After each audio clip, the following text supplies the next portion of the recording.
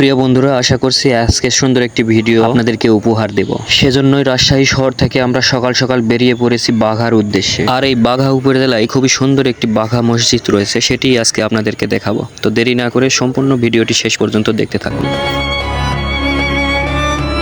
মসজিদে ঢুকতে হলে আপনাদেরকে শুরুতেই সিঁড়ি বেয়ে উঠতে হবে।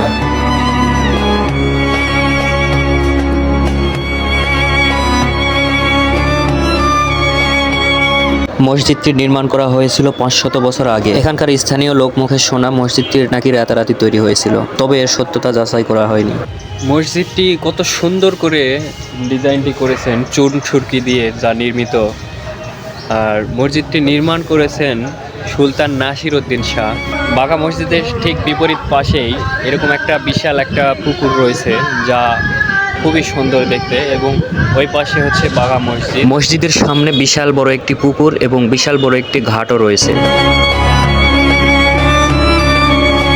বাঘা মসজিদের ঠিক অপর পাশে আছে বাঘা দরগা শরীফ, এবং এটির ভিতরেও দেখতে অনেকটা সুন্দর, মাশাআল্লাহ। বাংলাদেশের 50 টাকা নোটের উপরে এই মসজিদটি দেখা যেত।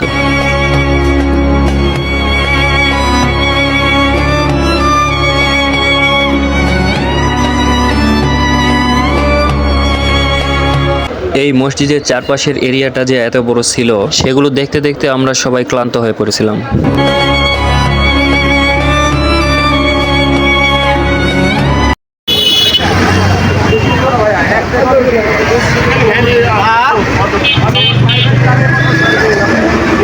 বাঘা মসজিদ থেকে বের হয়ে আমরা একটি সিএনজি ভাড়া করে নিলাম রাজশাহী শহরের উদ্দেশ্যে যাওয়ার জন্য, এবং সেখান থেকে যে যার স্থানে চলে যাব। আজকের মতো এই ভিডিওটি এই পর্যন্তই। সকলেই সুস্থ থাকবেন, ভালো থাকবেন। দেখা হবে নতুন কোনো ভিডিওতে।